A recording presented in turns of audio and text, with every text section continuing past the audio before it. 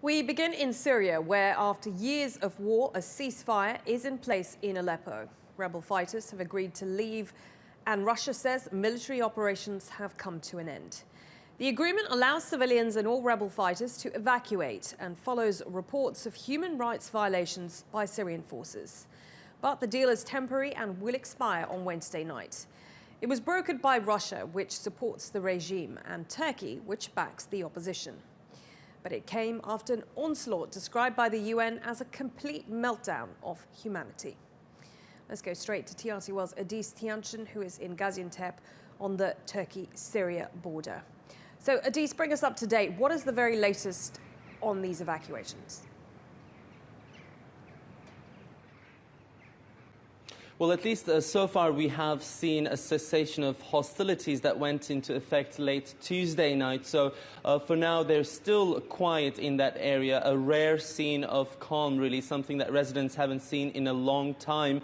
But in terms of the evacuations, as far as we know, still nobody has been evacuated out of that enclave in eastern Aleppo. We understand that there was an intended initial batch of civilians to be evacuated, but when they left late on Tuesday night, on the way they were turned around by some of the pro-regime allied militia. They're believed to be Shia militia, mostly from Iran. And we understand that there was a bit of a misunderstanding about the starting time of this evacuation operation, and as well as the route that it would take. And so we're hoping that those issues will be soon resolved on the ground, because we understand that at this point at least 33 buses are waiting just outside the city on that main road that would take those civilians as well as rebels out of eastern Aleppo to the western countryside of Aleppo province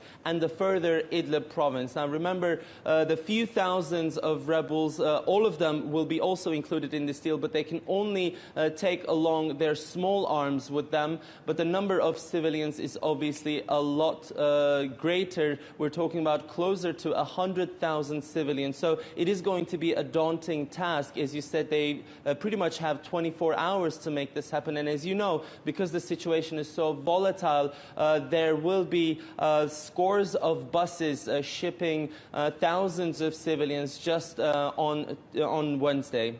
Ediz, many thanks for that update. We will, of course, bring you any developments on this fast-moving story. Andrew Hopkins is in Ankara. He tells us how the deal came about. This deal has come about after a series of meetings between Turkey and Russia. You may remember that just over a year ago, the two sides fell out in quite a big way after Turkey downed a Russian fighter jet over the Syrian border. Now, they made up to some extent a few months ago, and they've been holding regular meetings to discuss issues such as the economy and Syria, and it seems the ceasefire deal has come out of that. And it's interesting that these two sides seem to have brought about this particular ceasefire because in their own ways they have some kind of access to the main two players on the battlefield in Syria. Russia, as we know, is a major ally of the Syrian regime, and also Turkey is a major backer of the Free Syrian Army, which is one of the main rebel groups operating inside Aleppo, and it also has some influence over some of the other organisations operating there too.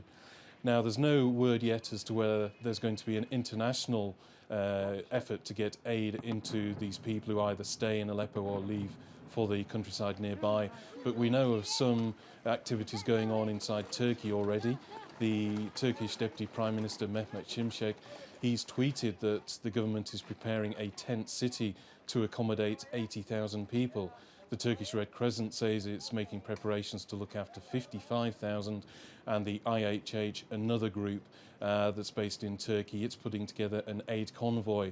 So there are some activities going on here in Turkey, but no word yet as to any kind of international deal to get supplies in.